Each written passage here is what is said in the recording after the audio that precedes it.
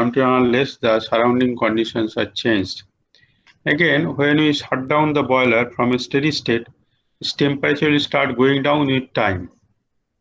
So, like this example, in many such cases, initially during the startup, there may be a transient phase or there may be an unsteady phase where the properties will go on changing with time.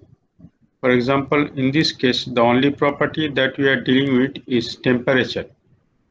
The temperature of the body will go on changing with time during the initial startup of the boiler, also during the shutdown phase of the boiler. Though there may be long period of operation, the intervening phase, the in-between phase after startup and before shutdown, there may be a prolonged phase of operation during which the temperature may not change much. So, to begin with, we have studied the steady state part, that may be the major part of many operation, and also from the viewpoint of complexity, because it will be less complex. So we tried to start our discussion with respect to heat transfer, taking up steady state problems. Now, in some cases, the initial part may be the more important part, or the final shutdown part may be more important part. So we also require to know how to tackle, how to solve this type of cases where the temperature changes with time. And when the temperature changes with time, we call the problem as an unsteady state problem. Also, it is called as a transient problem.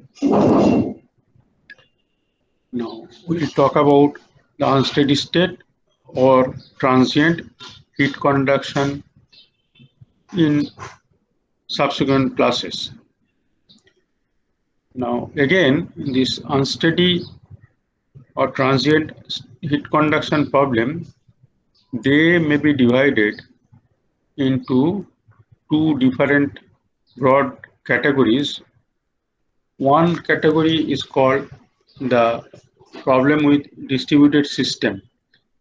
One may be a distributed system where by system we mean the body, or we mean the geometry in which we want to study our problem. And in a distributed system, the temperature will change with time, also with XYZ. By distributed, we mean that when the temperature is distributed at different point of the body, you have different temperature. By distributed system, we mean when the temperature changes with coordinate points of the body. So as you change XYZ of the point, if we take one point and if we consider another point, the temperature is expected to vary. That is what is the meaning of a distributed system. So in a distributed system undergoing unsteady heat conduction, not only T will change with XYZ, but also it will, because of unsteady state, it will change with time, and because of distributed system, it may change with XYZ in general case. But in some case, it may not change with all the coordinates XYZ, it may change with XY, or it may change only with X, not with Y, not with Z. So here we have taken up a problem where again we have a plane wall. It is a cross section of a plane wall having a thickness of 2L.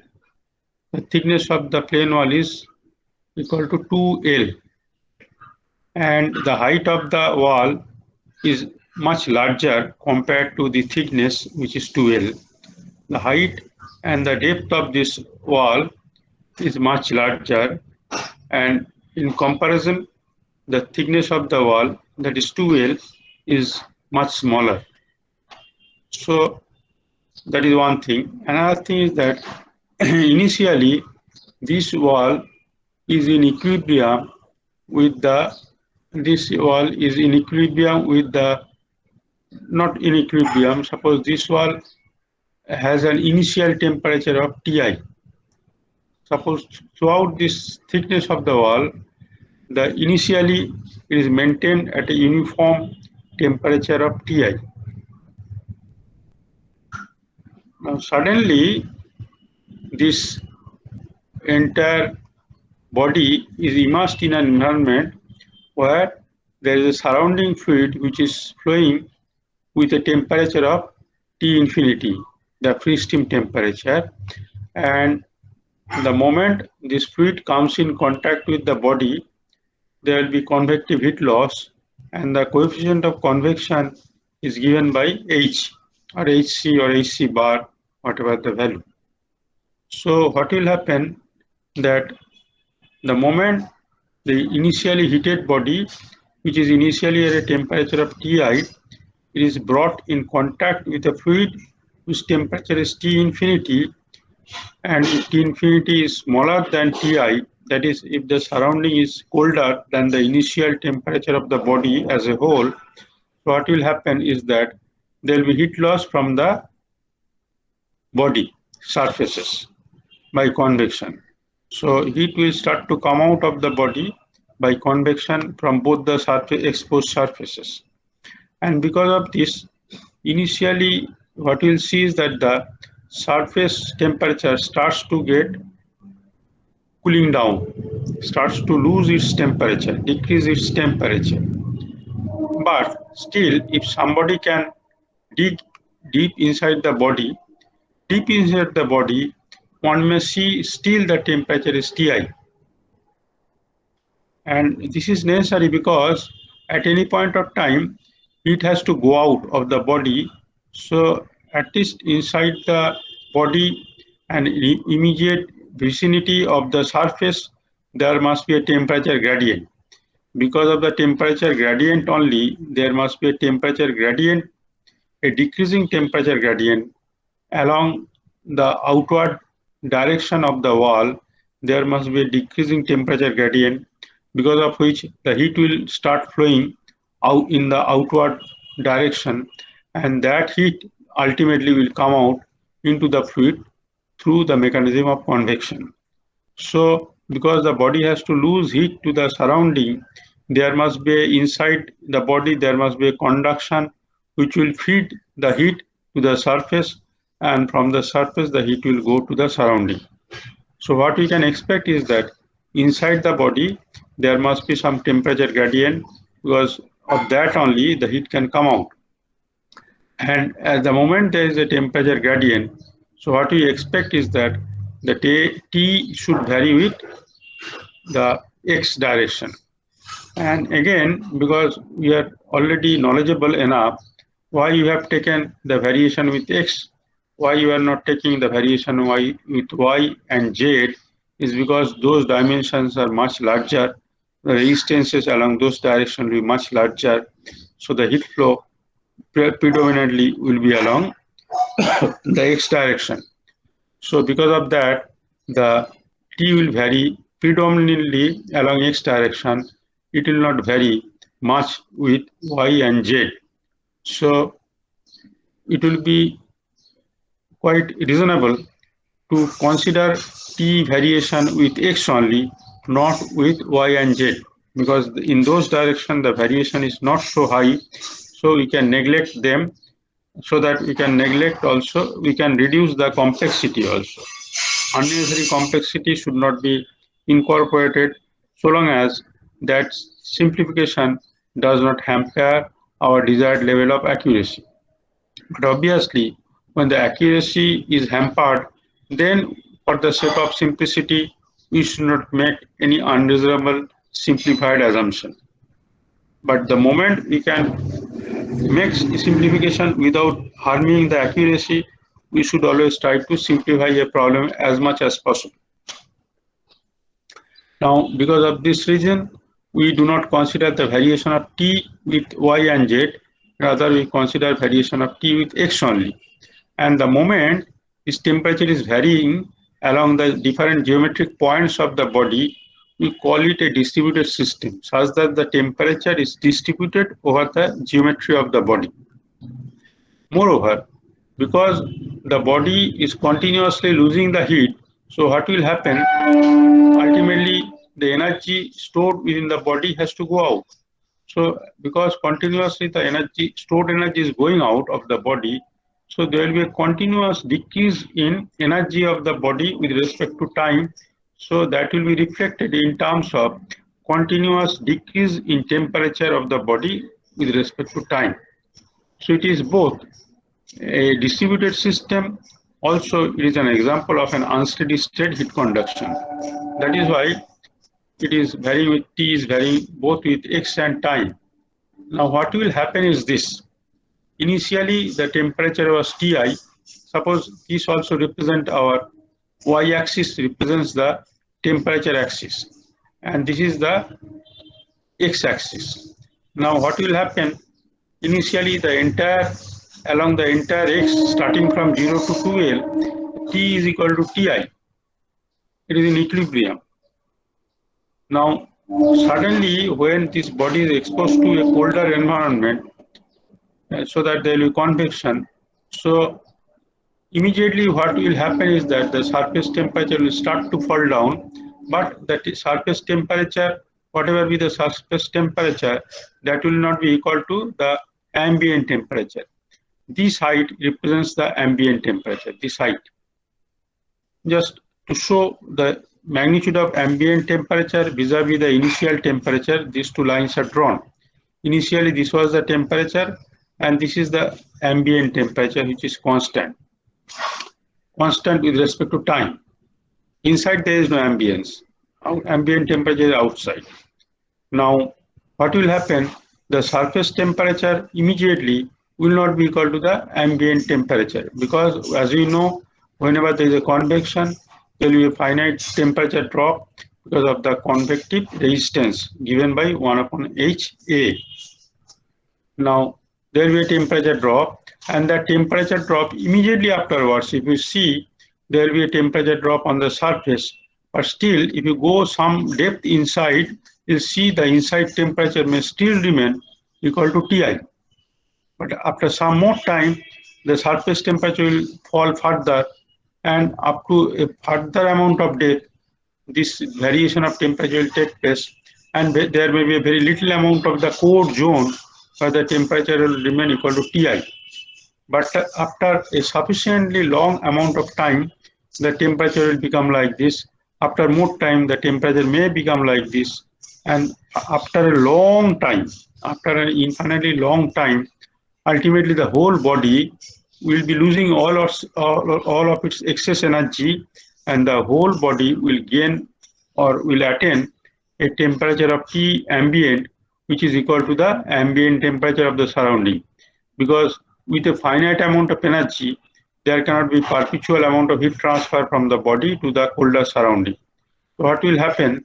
The temperature as a whole will start to fall, and a final steady state will be attained by the body, where it will attain, the whole body will attain the temperature of T infinity, such that it can remain in equilibrium with the surrounding.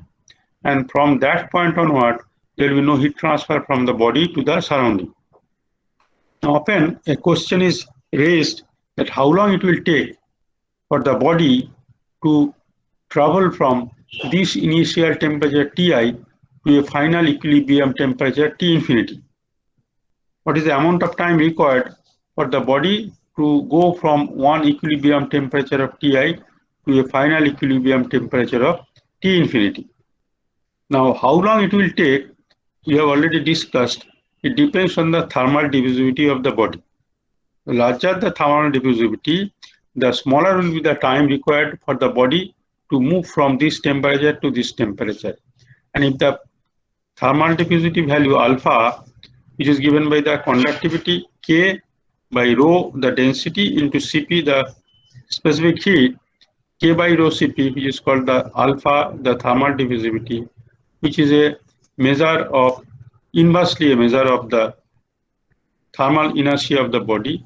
Larger the value of alpha, the smaller will be the inertia, thermal inertia of the body, and smaller will be the time required to reach from Ti to T ambient, T infinity. And if the value of alpha is small, then it will have a large inertia. It will take a long time for the body to reach from Ti to T infinity. That larger and smaller, they are only qualitative terms. Exactly how much time is required quantitatively, we may require to solve the actual problem and get the answer to this question. Now, before we go into that, I am just describing what are the possibilities that can take place in this body, in a body. Now, one thing can be the body can be like a distributed system where these type of things will happen. Now, there may be another situation where the temperature inside the body will vary, but the inside temperature variation may not be as prominent as in this case. Those bodies where the internal temperature variation inside the body is not much, they are called lumped bodies or lump systems.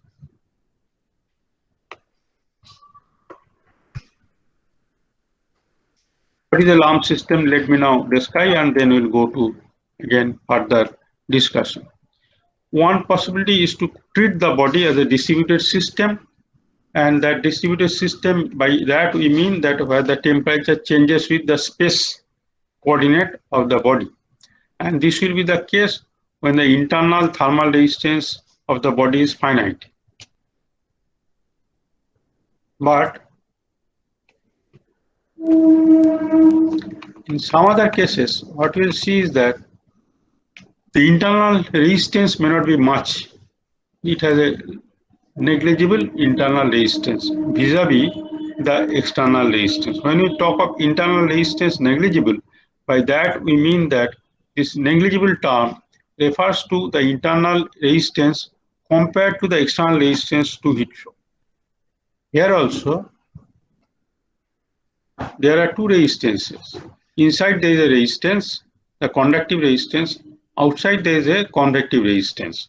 When this internal resistance is comparable with the external resistance, we call it a distributed system. There we can see a clear-cut existence of a temperature gradient indicating that the temperature varies significantly inside the body. But if the body is such that it has a very low internal resistance vis-a-vis the external convective resistance, then because of the low internal resistance, we may not expect much temperature variation inside the body. There is a variation. Because of that only the heat is coming out from inside of the body to the surface. But that internal variation of temperature, if it is not so high, then we can treat as if the body as a whole has one single temperature. The point-to-point variation of temperature inside the body, if it is negligible, then we need not to treat the body with T as a function of XYZ kind of thing. There, we assume that for different XYZ of the points inside the body, the temperature is more or less same with respect to each other. Only thing that is happening is that the temperature is changing with time. Then we call it a lump system. A system with a negligible internal resistance is called a lumped system or lumped body, where the temperature of the body as a whole is almost uniform throughout, outside as well as inside. The temperature remains the same, variation is not much. Now let us take the example of a very small spherical body having a small radius which is initially heated. The initial temperature is Ti, same as the earlier one.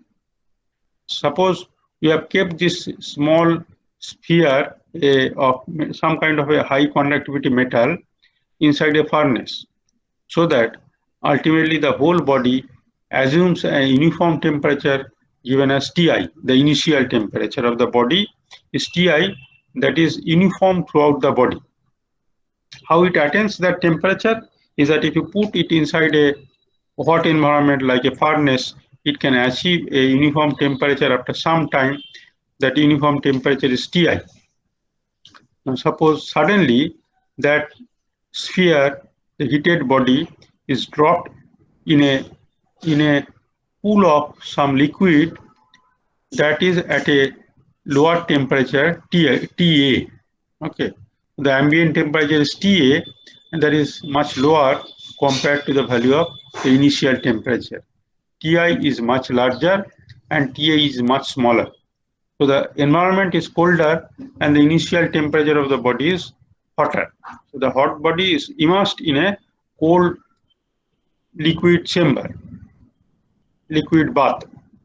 And as we drop this body, so what we can expect is that the body will start to lose heat again to the surrounding by convection, and that heat is to come from inside of the body by conduction.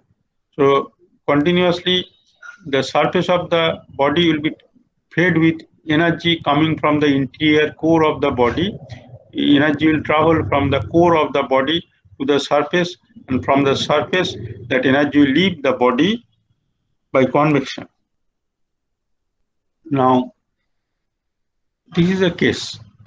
So what will happen, what we can expect, even without solving any problem, even without any prior knowledge, we know that if we give sufficient amount of time, then a time will reach when the entire body will attain the same temperature as the surrounding temperature. Now what will happen to the surrounding temperature? Because continuously the body is losing heat to the surrounding, so it is absorbing heat from the body, the surrounding is absorbing heat, so you can expect that the surrounding temperature also go up. It will increase and the temperature of the body at different point will start to decrease. But if the thermal capacity of the surrounding is much larger compared to the amount of energy that we lose from the heated sphere, what we can expect is that there may be a temperature rise because it is absorbing certain energy. But if the capacity of the surrounding is much larger, then the temperature rise may not be significant, may not be measurable even. For example, if you burn some small item inside your room, you do not see that the room temperature goes up because the capacity of the room, the thermal capacity of the room is much higher compared to the amount of energy that is released when you burn some object inside your room. So similarly, the thermal capacity of this bath is much larger, then we may not expect any change of any rise of temperature of this ambience. So we can treat this Ta as constant throughout this phenomenon. So what will happen? The body is losing continuous heat after it is immersed inside this tank. It will start to lose heat, and that heat will go into the surrounding, and because of that heat flow, because the capacity is much larger, is infinity compared to the heat capacity of this body. Because the capacity of this body, you can treat this as infinity. What is infinity? That is much larger compared to this temperature. So what will happen is that we can treat the surrounding temperature as constant under this circumstance. We need not to consider what is the rise or change of temperature of Ta. To be very accurate, Ta is also a function of time, but that Ta change with time is negligible. So you can treat this Ta as constant with respect to time. So Ta will not change with time. So Ta can be taken constant with respect to time.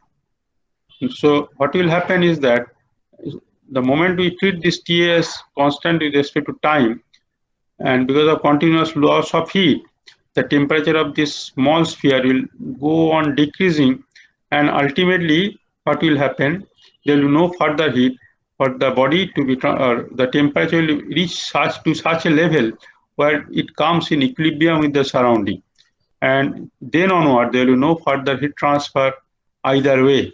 When the body as a whole will attain a temperature of Ta, which is the temperature of the surrounding, then it will reach a second stage of equilibrium again, and after that there will be no further exchange of heat between the body and the surrounding. So ultimately that will happen when the body will reach a temperature of TA. The whole body will reach a temperature of TA. But in between, this transient phase will be there. So prior to this, the body is under steady state, and after it attains a temperature, a TA, it will be attaining a steady state. But in between, there is a time where the temperature of the body will go on changing with time.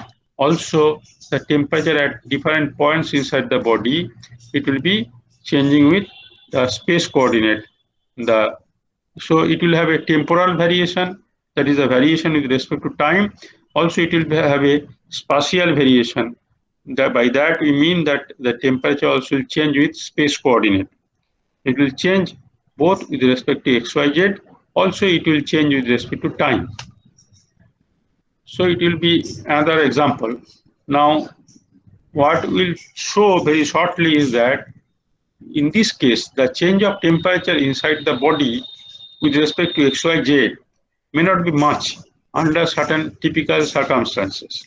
Under certain circumstances, the T variation with XYZ may not be much appreciable.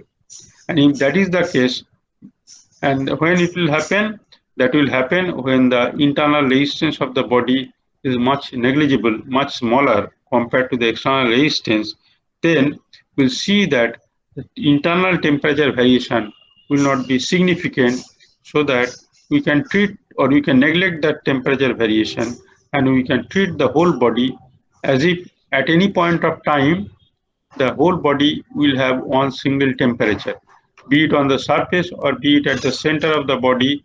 The temperature is the same at any point of time. If that is the case, we call it a lumped body, a body with a lump temperature, a lump of body that is having a single temperature throughout the geometry of the body at any point of time, though that temperature will go on changing with time. That is what we mean by lumped system. Now, in our discussion, we start with a lump system of heat transfer where T is only a function of time. The temperature is only a function of time. Initially, we'll discuss this thing, and subsequently, we'll discuss a more complex problem where T is changing with XYZ, also with time. Now, when the T is changing with XYZ and also with time, we call it a unsteady state heat transfer in a distributed system. Distributed system means a system where T is distributed over the expanse of the body. T is varying over XYZ of the body. By that we mean a distributed system, and by unsteady we mean T is also a function of temperature. So in a unsteady distributed system, T will be a function of XYZ and time, and in an unsteady lump system, T will not change with XYZ, but because it is unsteady, so T will change with, the temperature will change with time. So in a unsteady or transient lump system, temperature T, capital T, will be a function of time, which we represent with respect to small lowercase t. So initially we start our analysis with the help of a lump system, but we'll see that in real life there will be many occurrences of such kind of cases where the body can be treated as a lump system. And if we treat this body as a lump system, as you can see, the simple thing is that it will be a function of temperature, will be a function of time only, so that the resultant equation will be ordinary, it will be a differential equation. So the resulting equation will be an ordinary differential equation. Whereas for a distributed system, the resulting differential equation will not be an ordinary differential equation, it will be a partial differential equation. So partial differential equation solution will be much complex. So whereas a lump system solution of ordinary differential equation is much simpler. So if it is possible, we should try to reduce a system into a lump system. If it is possible, by that we mean is that if the assumption is a realistic one without causing much inaccuracy into our answer that we are seeking for. But if the answer is accurate enough or quite precision enough with respect to a more realistic situation, then we can it will be very legitimate to convert a system into a lump system when the answer that you obtain out of solution of a lump system is quite accurate. So we'll start with a lump system where temperature does not change with the space coordinate, and that will happen when the internal resistance is negligible and temperature is varying only with time. Now, before we go into that, we have to know that when we can treat a body as a lump system and when we cannot treat a body as a lump system. You have to know when can we make this assumption in a realistic way, when assumption will be realistic and accurate enough, and when this assumption cannot be applied, that you have to know. So now what we'll discuss is that under what case we can use a lump system. If we go into a lump system analysis, what we see is that here we are trying to justify when we can do it like that. Now, at any point of time, if we consider this sphere, what is happening is that the heat loss by convection from the sphere, happen to be it is a sphere, it can be any other geometry also. Now, the heat loss by convection from the sphere is nothing but the heat that arrives at the surface of the body from inside by conduction. So at any point of time, what you can say is that the conductive heat flux that is arriving at the surface, this we are talking about the surface. The conduction arriving at the surface per unit area is equal to the convective heat flux that is leaving the surface of the body into the surrounding ambient. So this is quite valid for all time to come. The conductive heat flux equal to the convective heat flux. Now, at any point of time, the conductive heat flux, we can write it as equal to minus K into del T del R at R is equal to capital R, where capital R is the radius of the sphere. So, at the surface, the conductive heat flux will be equal to minus K into temperature gradient at the surface, where smaller the varying radius is attaining the radius of the body. So this we can write always. Now, next we make a small assumption that let us assume that in an approximate sense, how can I find out this magnitude? If you have to work out, then you have to know how T varies with R exactly. Then only you can make a derivative.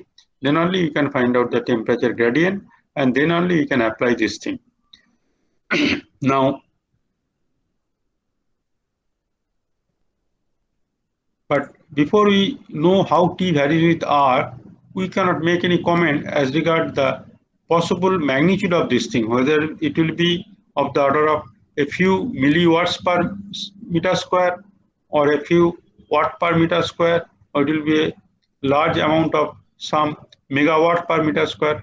We have no idea about this thing without carrying out the exact analysis. But whatever be the case, we can say that if we can calculate this value, whatever the magnitude of this thing, suppose it comes out something like say 100 watt per meter square, then we can say that the magnitude of heat, whatever be the exact value, this is an approximate value. Whatever be the magnitude, it will be of the order of a few watt per meter square, a few hundreds of watts per meter square.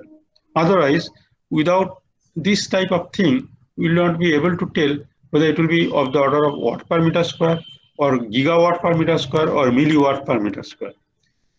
So what we do is that we try to kind of have some kind of approximation regarding the value of this thing. Now what is this approximation? It will be approximately equal to K, the conductivity, into difference of temperature at the center minus surface. But this Tc represents the temperature at the center and Ts represents the temperature at the surface. And at any point of time, this Ts will be smaller and Tc will be larger. So long as the transient phase is there, because heat has to travel from inside to the outside, so inside must be hotter, outside must be colder, so Tc must be always greater than Ts. So the temperature gradient can be approximated as Tc minus Ts by R. Tc is the center temperature, and that Tc in fact will be the temperature at the center, but it will be a function of time. Tc is a function of time, the center temperature as a function of time. Similarly, Ts, the surface temperature, also will be a function of time. So both of them are function of time. That is why this conductive heat flux also will be a function of time. That is why you have shown it by del T del R. It is not written as dt dr, because T is in fact a function of R, also a function of time. So we can approximate this conductive heat flux as equal to K into Tc minus Ts divided by R. This is an approximate sense, or in an order of magnitude sense, we can represent this thing as equal to this thing, where Tc is not known, Ts is not known, Tc is a function of time, Ts is also a function of time. What we know is the conductivity and the radius of the body, that is known. Provided we know the chemical composition of the body, we can find out from some handbook what is the conductivity corresponding to that chemical composition of the material, and by measuring with the help of a caliper or some other more accurate device, we can find out the diameter, and subsequently half of that will be equal to the radius we can measure. We can also measure the surface temperature with the help of some kind of a thermocouple, but it is very difficult to measure the center point temperature. That also can be measured. Now, this is in an order of magnitude sense, the magnitude of the conductive heat flux. And what is the magnitude of the convective heat flux at any point of time? The magnitude of the convective heat flux is given by H into surface temperature minus ambient temperature, where this Ts is also a function of time. This Ts is a function of time, so convective heat flux also will be a function of time. Initially, this Ts and Tc, they initially, just after you drop, Tc and Ts, they are very close to each other. So initial phase, initially what will happen, there will be a large amount of heat loss because the body is heated as a whole. But after some time, what will happen, as the body loses its energy, the temperature of the body as a whole will start to decrease.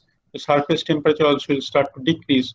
So this magnitude will come down with respect to time, and finally it will attain zero. When Ts becomes equal to Ta, there will be no further heat flow from the body, and that is the attainment of the second steady state that the body will ultimately reach. Now, this convective heat flux is exactly given by H into surface temperature of the body minus T ambient, where this Ts is a function of time again. Now, if we equate these two in an approximate sense,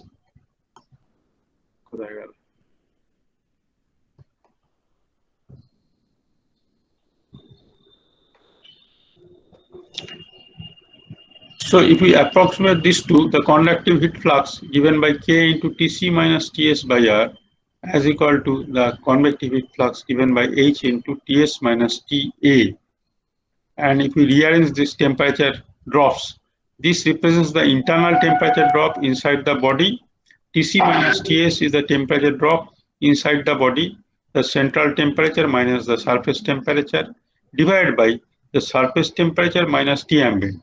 This represents the temperature drop external to the body. So this Tc minus Ts divided by Ts minus Ta is nothing but, more or less, it is equal to H into R by K, of the order of H into R by K. Now, what is this Tc minus Ta?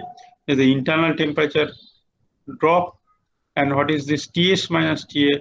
Is the external temperature drop, delta T internal divided by delta T external, and that is approximately equal to HR by K. If you look into this thing, this HR by K is a dimensionless term because it has a unit of watt per meter square Kelvin multiplied by meter. It has a unit of watt per meter Kelvin, and conductivity also has a unit of watt per meter Kelvin. So as a whole, this has it has no unit. It is unitless. It is a dimensionless quantity. It's just a number. and this number is called the Biot number. Sometimes it is actually, this T is silent. It should be pronounced as Bio number or Bio number. I don't know the exact pronunciation of this thing. It's called a Biot number and symbolized very frequently as BI. Bio stands, its symbol is BI. Now this, what is the usual way of defining BI or Biot number? H into some length by K. H into some length by K, the conductivity of this K is the conductivity of the solid. You see, this is the conductivity of the solid. This is the conductivity of the solid. So here it is the conductivity of the solid.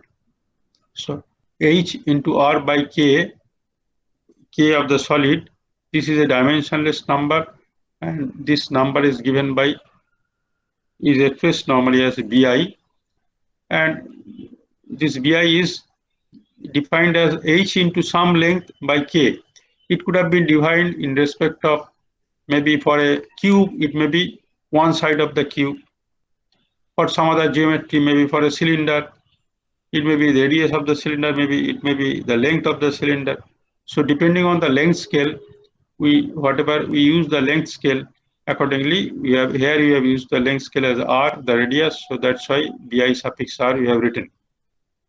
Now this BI in a sense represent the ratio of the internal temperature by the external temperature, and I think these two again can be written as the ratio of the external resistance by the internal resistance. The amount of internal temperature drop that will be proportional to the internal resistance, and that amount of external temperature drop that will be proportional to the external resistance. Now I require to elaborate it further. This will be something like, I can write it as equal to, how shall I write? It can be written as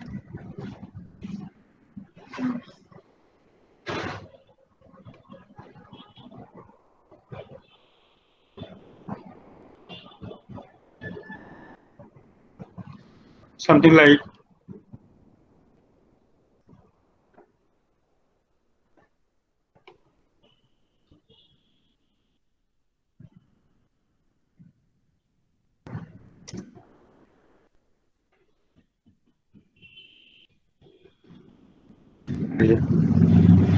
written as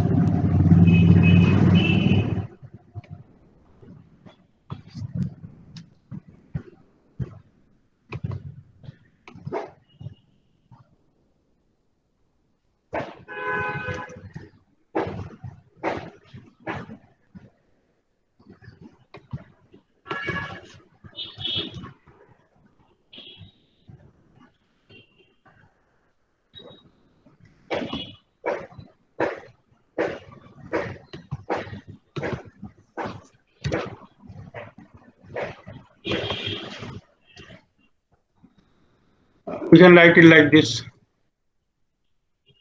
HR by K, we can write it as R some length by Ka divided by 1 by Ha, where A represents some kind of a surface area, some kind of an area. Now this is in a sense, it is also equal to R internal divided by the, you can say R internal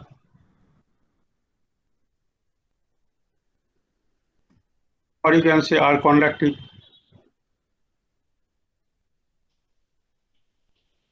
And this thing is R, you can say this is R external. What is the external resistance? That is basically convective in nature. So what we see is that this Biot number, in a sense, represents the ratio of the internal resistance offered, the internal conductive resistance of the material divided by the external convective resistance offered by the surrounding fluid. And this also represents the extent of the internal temperature drop divided by the external temperature drop. Now there may be some case where the value of H is very low, and if it happens to be that the geometry of the body is very low. Suppose you take a small sphere where the value of r is very small, and you drop that sphere into an environment where the value of h is very small. And suppose the sphere that you drop has a high conductivity. So all these factors together, when h is very low, r is very small, and k is very high, combination of all these three can be quite smaller than 1. There may be cases where this ratio is much smaller than 1. There may be cases where this ratio is almost of the order of 1, or there may be cases where the ratio is much greater than 1. All things are possible. Now, if there is a case where the ratio of h r by k is such that is much less than 1, and when it will happen? When hr is much less than k, then BIR will be much less than 1.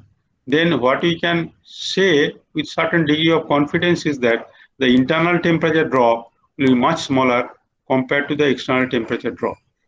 So whether this internal temperature drop will be comparable to the outside temperature drop. This is Tc minus Ta, the drop of temperature from the center, which is at the highest temperature, minus the surface temperature, which is the lowest temperature range inside the body. Inside the body, the temperature ranges from Tc to Ts, from the center to the surface. If this drop in temperature from the center to the surface is much smaller than the drop in temperature from the surface to the free stream, Ts minus Ta is the temperature drop outside the body from starting from the surface to far away inside the atmosphere, surrounding atmosphere. So this is the external temperature drop and this is the internal temperature drop. So when HR is much less than K such that Bi is much less than 1, then the internal temperature drop may be much smaller compared to the external temperature drop. So what we can say is that the temperature internal is much smaller compared to external temperature, so that we can say that the internal temperature variation is negligible, such that the temperature inside the body can be assumed as uniform. When there is an internal temperature drop is negligible, that means, in other words, we can reframe this as the body has a uniform temperature throughout the expanse of the body, from the core of the body up to the surface of the body. The temperature can be assumed as uniform when the variation is there, but the variation is negligible. And this type of a body where the internal temperature drop is negligible and the body can be taken as if a body with uniform temperature, that type of a body is called a lumped body or a lump system. And when we can treat a body as a lump system, that is when we see that the Biot number is much less than 1. Now, how much is much less than 1? On a what you call tentative basis, it is agreed upon that if the Biot number is less than 0.1, that means the internal temperature is of the order of 10% of the external temperature drop. When the internal temperature change is only 1/10 of the external temperature change, that is 10% is the variation inside compared to the outside, then we call it as a lump system. And then BI will be less than 0.1. So whenever we have a body for which the BI value is less than or equal to 0.1, we call it a lump system. And when the BI value goes above that thing, we do not treat that body as a lump system. We treat that body as a body with a distributed temperature. We call it a distributed heat transfer problem, unsteady distributed problem. Okay. And as you understand, how do you know whether it will be a lump system or distributed system? It depends on the value of the Biot number. We can calculate the Biot number with respect to H, the convective coefficient, and some length scale. Not necessarily all bodies will be spherical in shape. It may not be a sphere. So it may be something like a cylinder, it may be a, what do you call, cube or something, or any other irregular body.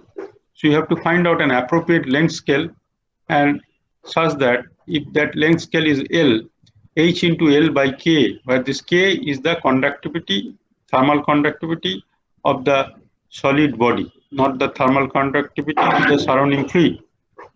So this ratio of H into L by K is called the Biot number, that in a sense represents the ratio of the internal temperature drop by external temperature drop, and if the value of Bi is less than 0.1, we treat the body as a lump body where the temperature variation with XYZ is not to be considered. T will be then considered as if T is a function of temperature, is a function of time only, and that body is called a lump body.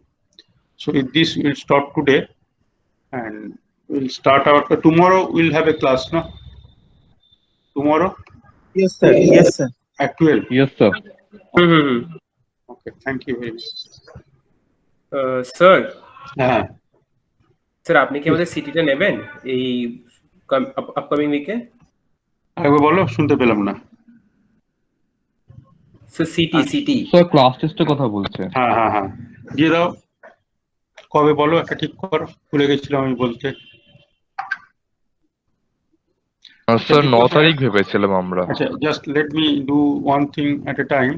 First of all, today I'll be just leaving very shortly. So what you do is that you write your roll number into the chat box. I'll copy that thing and later on make this what you call attendance. And now, so you start writing your roll number in the chat box. And meantime, whatever you want to say, কবে পরীক্ষা দিতে চাও বলো। পরীক্ষা হ্যাঁ কবে sir, আমরা GB করে ডিসাইড করেছিলাম স্যার 9 তারিখ এক্সাম দেবো স্যার। দাও। 9 তারিখ মানে হচ্ছে কি বার পড়ছে সেটা? মঙ্গলবার স্যার। মানে এই যে সপ্তাহটা গেল, পরের সপ্তাহের মঙ্গলবার। Yes sir. ঠিক আছে, মঙ্গলবারটা। স্যার সিলেবাসটা কি হবে? সিলেবাসটা হবে আপ টু ফিন, আপ টু ফিন হতে পারে, বা কালকে পর্যন্ত না, মঙ্গলবার তো normally what I do is that যেদিন পরীক্ষা হয় তার থেকে এক সপ্তাহ আগে যা পড়ানো হয় সেইটা আর কি। যেহেতু এটা কমপ্লিট হয়ে যায় কালকেটা, তারপরে কত দূর অবধি? কালকে হলে ঠিক এক সপ্তাহ হচ্ছে না, কালকে পর্যন্ত হতে পারলে একটা, কালকেটা হলেও মানে জাস্ট এই লাম্প সিস্টেম কাকে বলে এইসব নিয়ে থাকতে পারে আর কি। হুম হুম হুম তাহলে আমাদের পরীক্ষাটা হবে মঙ্গলবার, ওটা একটুখানি আমাদের যে গ্রুপ হোয়াটসঅ্যাপে লিখে রাখো। মঙ্গলবার কখন হবে হ্যাঁ স্যার, পরীক্ষাটা, হ্যাঁ স্যার। কোন পিরিয়ডে হয় ওকে স্যার। আর স্যার ডিউরেশন মোটামুটি কতটা হবে?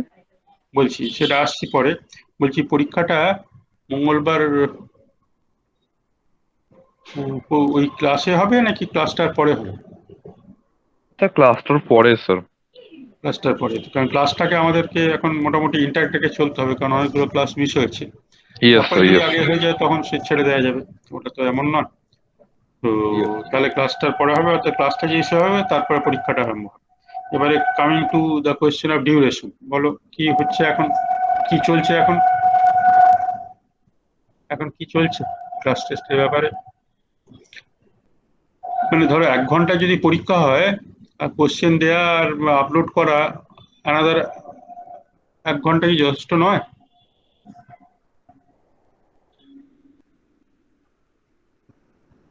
না স্যার, আর একটু বেশি হলে ভালো হয়, মানে ছবি তুলে করতে হয় তো অনেক সময়, ওটা হয় না আবার। না, কি হয় না বলো তো, তুমি এই যে ক্লাস করছো, how many days it happens দেখতে হয় নাটা হচ্ছে, মানে একটা একটা মেল পাঠালে সেটাকে ডাউনলোড করতে, আর এটা তুমি এটা স্ক্যান করে এটা আপলোড করতে 1 ঘন্টায় হয় না। এরকম একটা হতে পারে তার বাড়িতে আজকে সারাদিন ধরে নেই, এরকম হলে হতে পারে। আদারওয়াইজ যদি থাকে তাহলে কি 1 ঘন্টা, মানে ধরো ডাউনলোড করতে 0.5 ঘন্টা, ডাউনলোড আপলোড করতে 1 ঘন্টা লেগে যায়?